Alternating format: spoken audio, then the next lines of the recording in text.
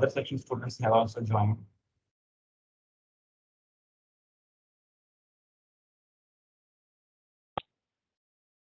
Today, we are not discussing anything about a new thing about the small samples, but how to find mean and variance for small samples. That is, we will see today. And the tests of hypothesis, significance, and how to estimate the confidence intervals for some particular statistic. That we will see from tomorrow onwards. Okay. So this week, maybe we are focusing on the small samples.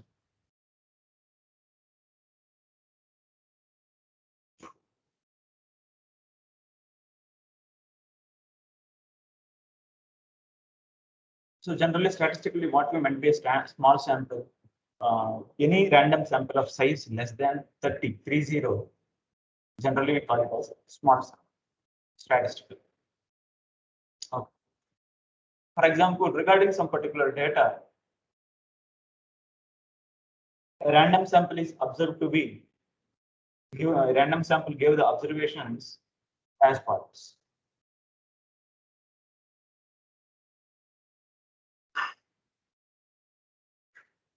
Sample observations. Regarding some attribute. Okay. So let me write it as serial number. Generally, this column is not required, but okay. Small samples observation. Consider it is as follows.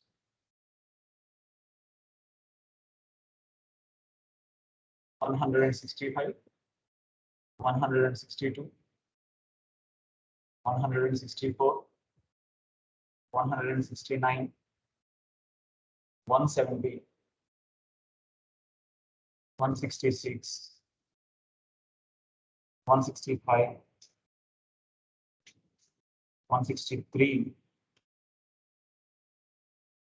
Okay, we'll stop here. Okay. So now you carefully look at this sample. What is the sample size? Sample size is 1, 2, 3, 4, 5, 6, 7, 8. Sample size is 8. Okay. Now, while discussing about the large samples theory, you might have understood the sample mean and the sample standard deviation or the variance is very important to decide to conclude any hypothesis. To give the conclusions about any hypothesis, right? So now how to evaluate the mean and standard deviation for this kind of small samples. Now mean is okay. So the basic technique generally everyone generally used to follow is mean is nothing but sum of the total observations upon number of observations. That is to say,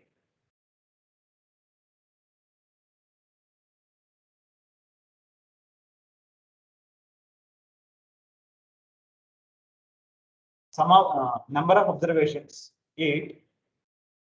Sum of the observations. Let me write this as serial number I, sample observation xi. Okay. So x1, x2, x3, x4, x5, x6, x7, x8. Okay. And hence, what is the sum of the observations? Can you do the sum and give me what is the sum?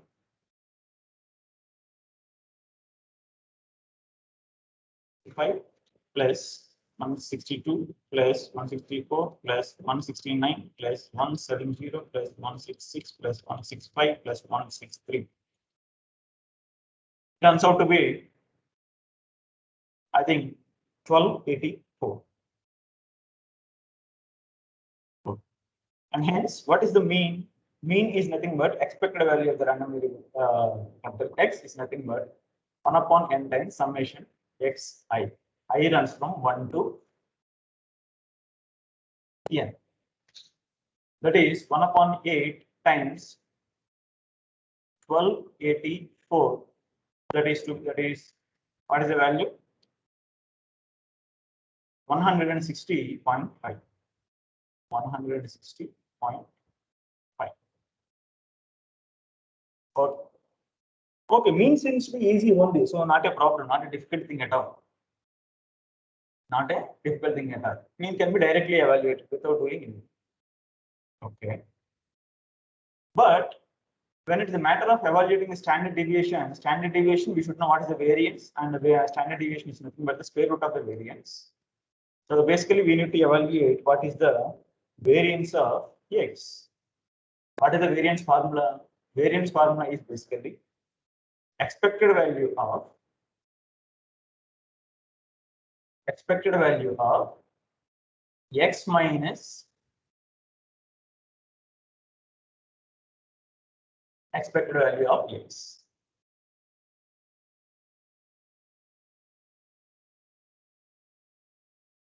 Square. Am I right? Variance of x, the basic formula is expected value of x minus expected value of x square. Okay. Or else it can also be evaluated by using expected value of x square. Sorry, it is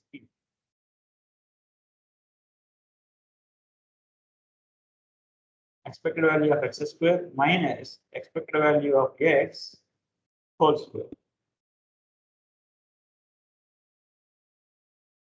Okay.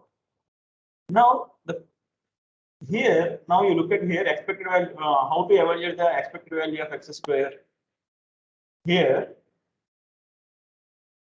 expected value of any function x square is given to be 1 upon n times summation I runs from 1 to n xi square.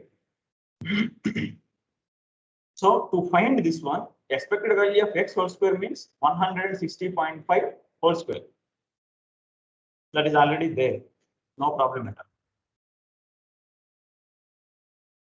That is already there. There is no problem. Okay. So now,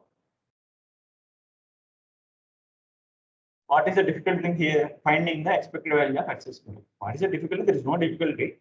The only thing is the number of calculations will be more. Xi square. It is already a 3-digit number. For 3-digit number, you need to evaluate the square.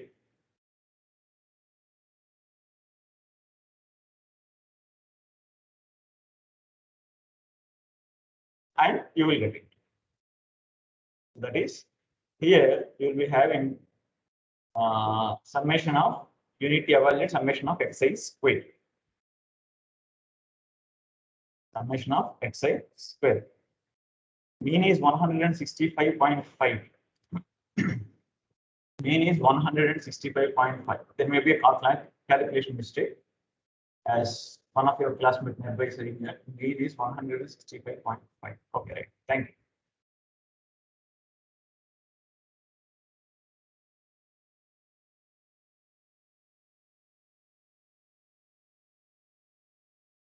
Okay. Now, if that is the case, then there may be a mistake in the total also. You do it carefully. Okay.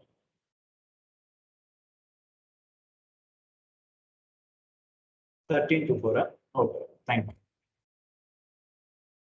Let me correct it.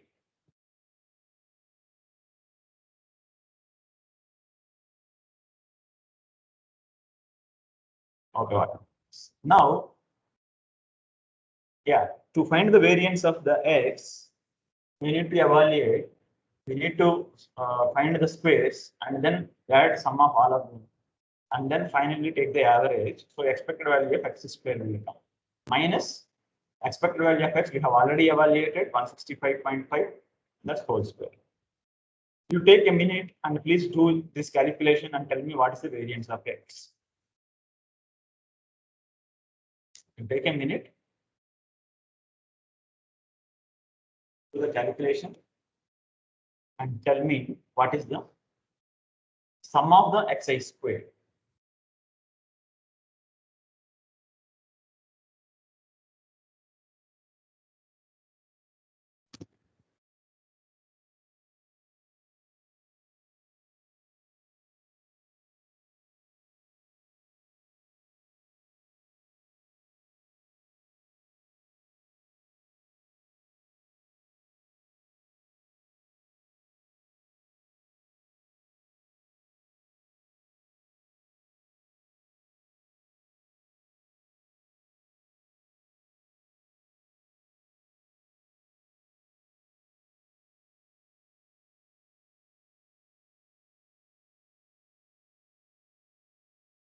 If you do it or not, I have to do. So I am doing it.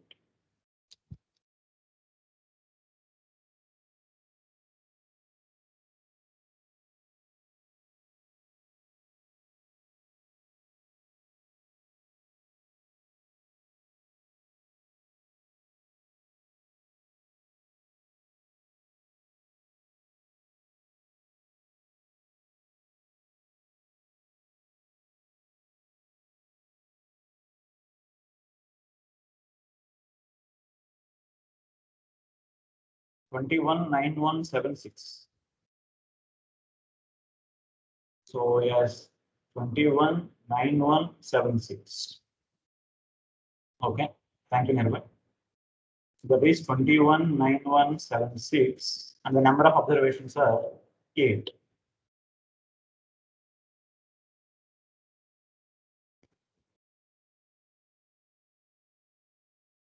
One 9,176 divided by 8. It is something around 27,397. And hence, what is the variance now? Variance of x is equal to 27,397 minus 165.5. That is given to be 165.5 squared minus 27,397. 6.7. Am I right? 6.7. Thank you. That is 6.75. So variance, we have evaluated variance also. So now whatever it is asked, depending on the population statistics, we can decide it. So the major thing is here today we are just discussing how to evaluate this mean and variance. So this is one standard technique. This is one standard technique where you need to, the problem comes when the number of observations, that depends on the observations. When the numerical value of the observations is 3 digits or 4 digits, okay, 3 digits also somehow we have made it. But if it is a 4-digit numbers, then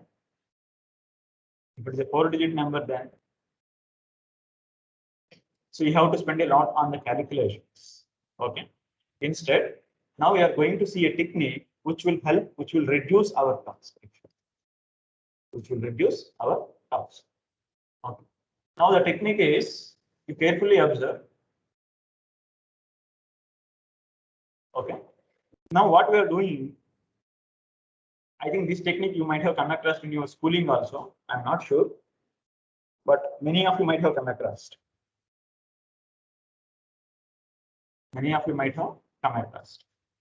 Okay. Now you see, the technique is what I am doing here.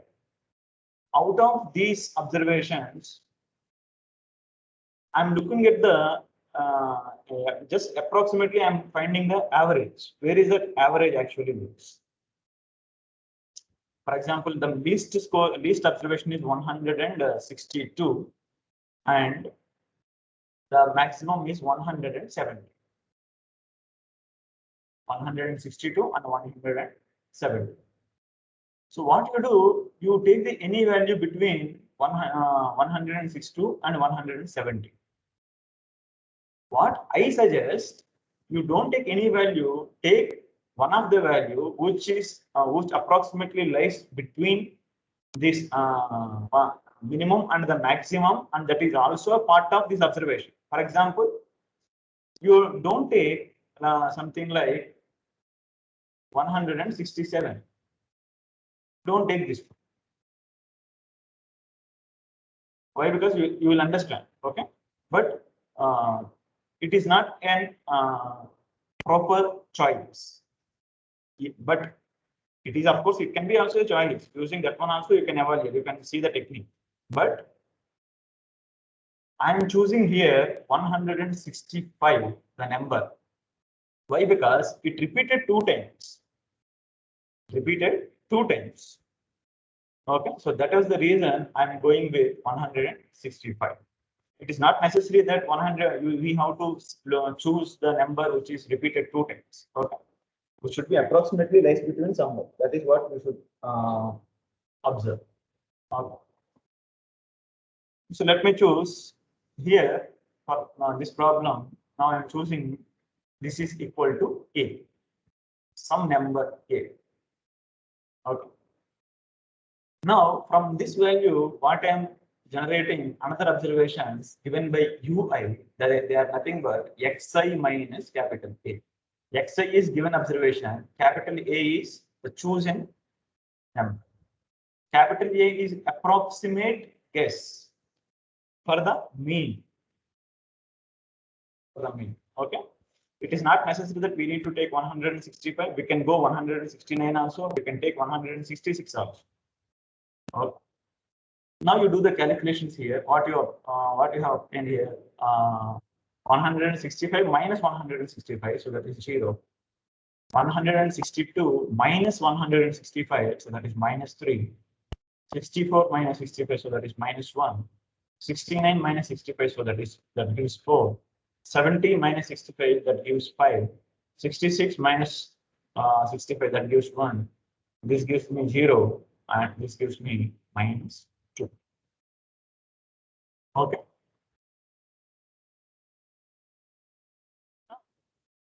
Yes, these observations are formulated with the help of the given observations. There is a relationship between the new observations, the mean of the new observations, and the mean of the old observations, the given observations, and similarly for the variance also we have the relation. The relation I will explain. But now you look at here. Working with these observations is little easy, flexible for us manually. Whereas working with these observations is little difficult. Little difficult in the sense it needs more time to spend more calculations on it. So what you do now, you find this summation of UIs. What is the summation of UIs? Actually, for this kind of technique, you don't need to do. You don't need calculator also. Minus 3 minus 1 minus 4 plus 4 0. 5 plus 1 6. 6 minus 2. 6 minus 2 4. 6 minus 2 4. Now what is the how from this average? So if you take the average of this one, you will get the 0.5. Then from this average, how will you get the average, the mean of the given observations? That is, if you look at the formula of UI, you will understand. Take that one. So that is, what is the formula here? Xi minus A. So this is given by UI. So what you do, this is true for I is equal to 1 to and so on n, right? What you do, sum all the equations. So summation I runs from 1 to n, I runs from 1 to n, ui is equal to summation I runs from 1 to n, xi minus n times a. Now you divide with n on both the sides. So what you will get, 1 upon n times summation ui is equal to 1 upon n times summation xi minus capital A. What we need this average. We don't need this one. We need this average. So that is 1 upon n times summation xi, generally represented with the x bar, is equal to A plus 1 upon n times summation ui. That is nothing but A plus u bar. A plus u bar. Now you see this one here. X bar, we have added 3-digit numbers, and then we took the average, we obtained 165.5. But with this little transformation, what we are obtaining here, look at here, X bar is equal to A, what is the chosen number? 165 plus what is U bar? U bar means 1 upon n, 1 upon 8 times summation is 4. This is 0.5, so 165.5.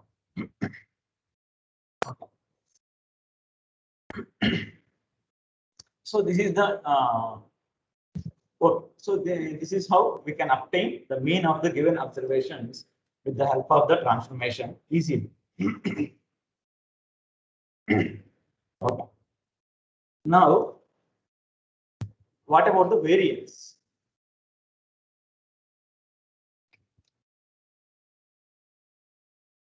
What about the what about the variance?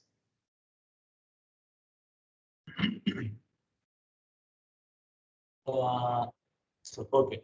So here I can also say it with this formula with this formula I can also say the basic fundamental formula is expected value of x is equal to the chosen number, approximate number of the mean plus expected value of u. Okay, this one we are going to use now. Okay. Yeah. Now the question is, okay, mean is okay, we have evaluated, but what about the variance? Variance, how we are going to get it? Okay. First thing, what you do, you first evaluate what is the variance for this one, these observations. Whereas these observations are very single-digit numbers, so the variance can be easily evaluated. Ui square. So what will be the ui square here? What is the ui square here? Ui square is here 0, 9, 1, 16, 25, 1, 0, 4. So the summation of ui square is equal to, now you calculate 9, 1, 10, 26, 26, 26, 52, 52, 4, 56.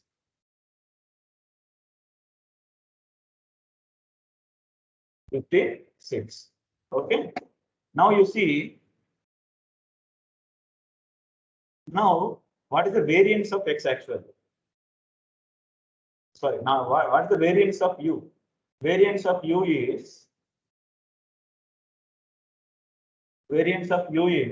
we have already seen the variance of u means expected value of u square minus expected value of u whole square. Expected value of u square means one of the average of u squares. So 1 upon 8 times how much it is? 56.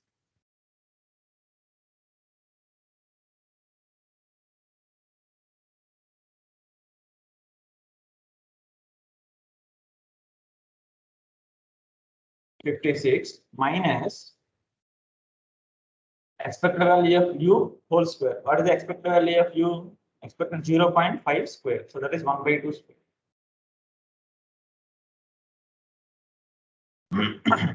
Expected value of u is 0.5 only, right? 1 upon 8 times 4. Okay. Now you do this calculation and tell me what is the value.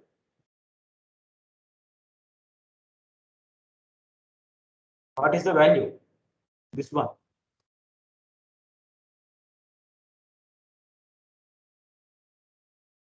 That is divided by 8 minus 0.5 square. So 0.25. How much you are getting? How much you are getting? It is exactly 6.75. Now what you look at the variance of x, what we have evaluated previously, and what's the variance of u we have evaluated now. Now you see this one, this variance 6.75 is same as this 6.7. There is no difference in the variance. So with this transformation, what we can directly say, the variance of x is equal to variance of u. The new variance of u.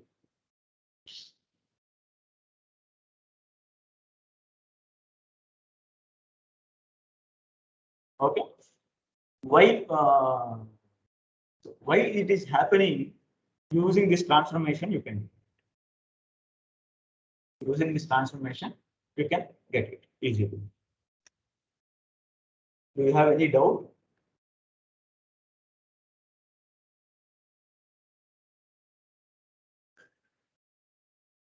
Use this formula, expected value of, use the first formula, expected value of x minus expected value of x whole square.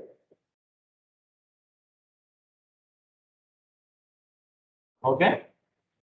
and substitute what is x and what is expected value of x in terms of u. Finally, you will get variance of x is equal to variance of. Do you have any doubt?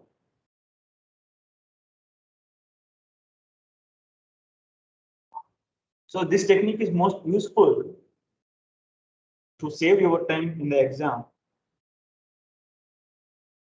and for easy calculations also. Okay.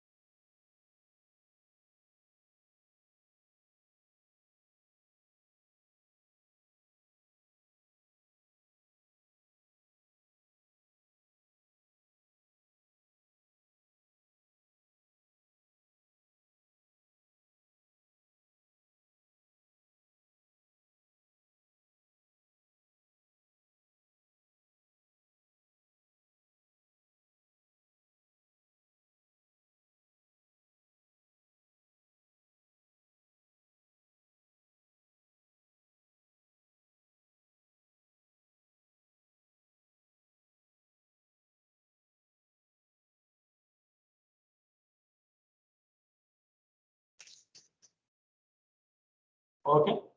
So this is about this technique, and this technique we are going to use for next 2-3 sections.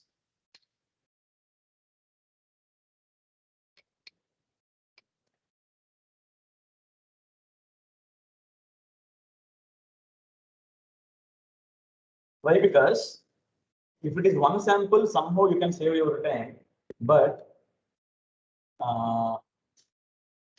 generally, as you have seen in the last sample theory also, generally we will do difference between the sample means is significant or not. So when 2 samples are there, you can save much time actually. So you practice this technique, whatever the way you like, whether it is a standard way you want or whether using a transformation you want to do it. So that is up to your choice. Okay. So now that I have five more minutes. So let me explain what we are going to do from tomorrow. What are the small sample tests? So in the small sample test, the very first thing we have something called students T distribution.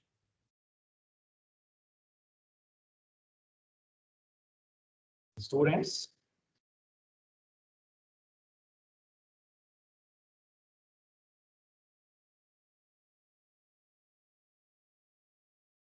T distribution. Okay.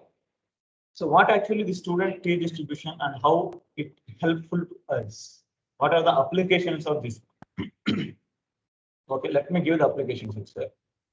First, so using the students T distribution, or it is sometimes it is also called T test. Okay.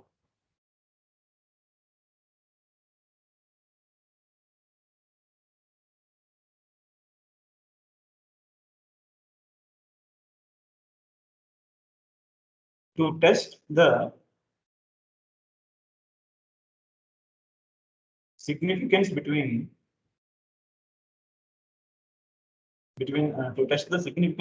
the mean of a sample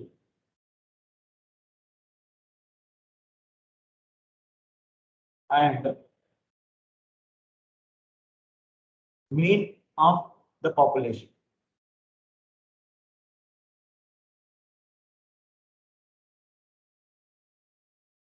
Okay. And the second application is, it is exactly the same thing what we have done for large samples. Okay. But for the small samples, that process is not applicable, whereas we need to use the t-test, particularly this test.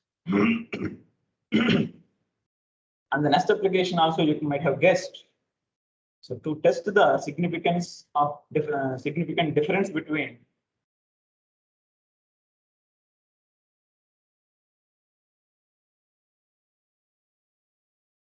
significance of the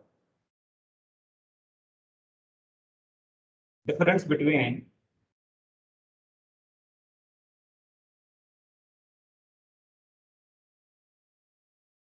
the two sample of the mean of or means of two samples. Mean small samples. Okay. So this is the applications of the t-test. So now, like the large samples also, t-distribution means the definition of the t-distribution is also there, but that is very much little involved here. So I'm not giving the what is the t-distribution exactly. Okay, but let me explain through the graph. Okay. So generally, or let me give you the distribution formula also.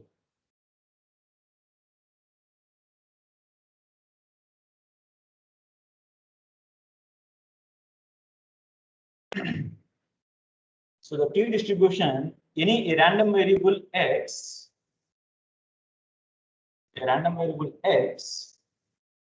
with the probability density function, as given by f of small t is equal to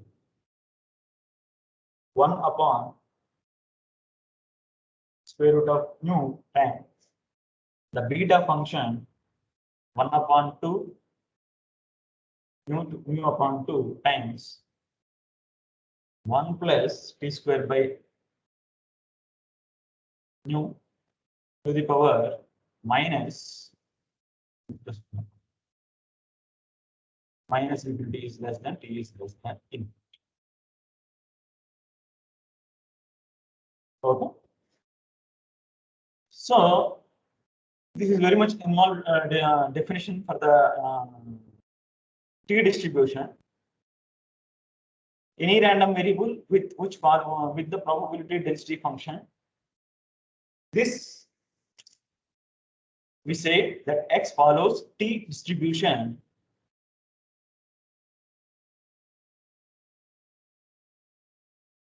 the random variable x with probability density function. This is set to follow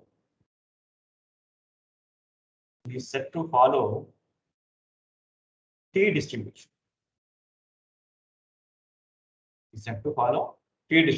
And we represent the random variable x follows t-distribution with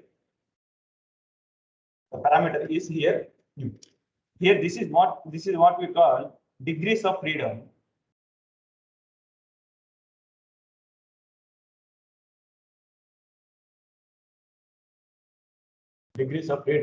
And what we meant by degrees of freedom, I will explain to you. Okay. The definition of degrees of freedom, I will explain tomorrow. Okay. Now, if you look at the graph of this probability the distribution here, it almost looks like standard normal curve.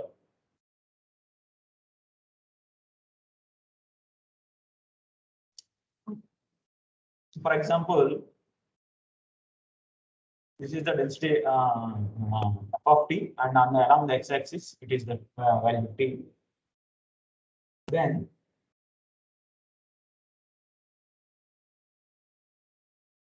depending on the parameter nu, the curve changes. For example, assume that this is corresponds to the mu is equal to 1. Okay, and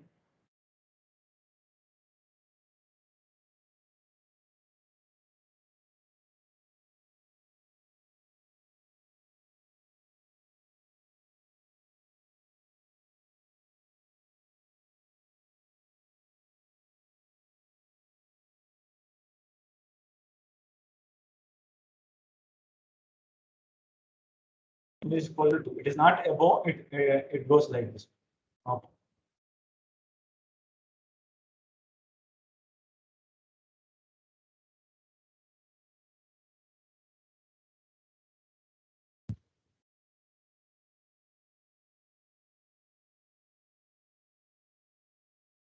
So depending on the parameter, the curve varies, but the shape of the curve is almost looks like a bell shape, and it is similar to the standard normal curve, similar to the standard normal.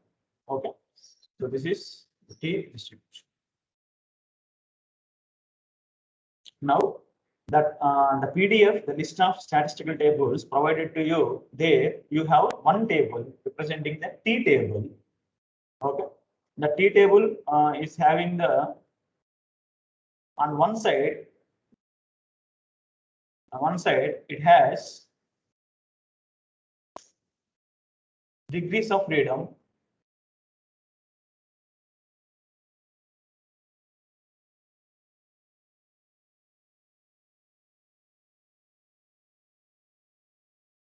I think it is on the page number first page itself. T distribution table is given to you. Okay, and how to evaluate the T distribution table? Let me see. Let me explain it here. Okay.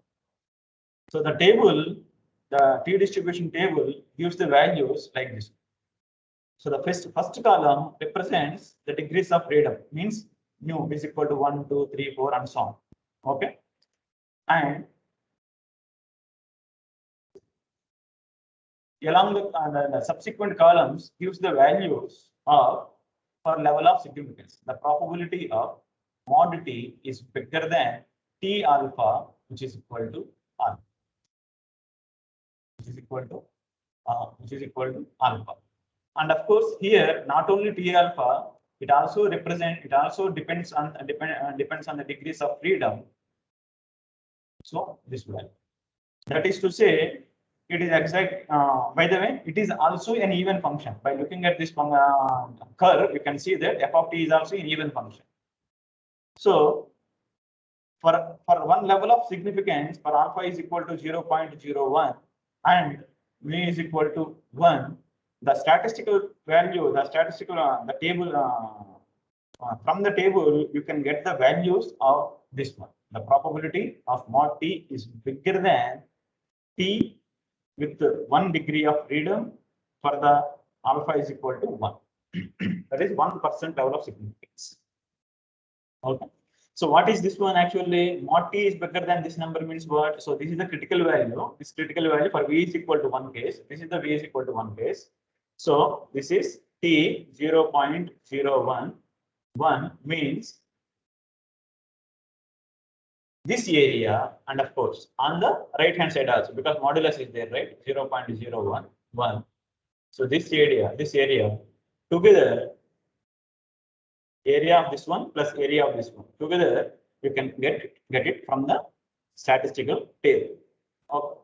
Now suppose if someone asks what is the probability of mod T is less than T alpha V, mod T is less than T alpha V, it is also exactly the same thing. What is this one? It is nothing but 1 minus probability of mod T is better than T alpha V. Okay. Since yeah, so that is the basic idea. So here you have to understand that the statistical table values does not, for the t test, the table values does not give the value from 0 to this point. In the standard normal table, the values are from the table, they are there for 0 to up to the critical value. But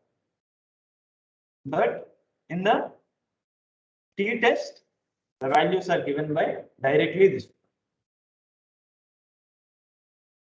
Okay. So right. Yeah, obviously, but you can get it. Now, obviously, suppose if this is the alpha percent, suppose if this is alpha, then what about the remaining thing? It is 1 minus alpha, right? Since it is an even function, 1 minus alpha by 2 this side and 1 minus alpha by 2 this. Okay, because of the even function, you can get it. Okay, that's all about that is about the t-test and remaining things about the t-test. And there is one more test called f-test for the small samples. And those two things will be discussed tomorrow. And the corresponding problems will be discussed on the day after tomorrow. Thank you all. If you have any doubts, you are most welcome.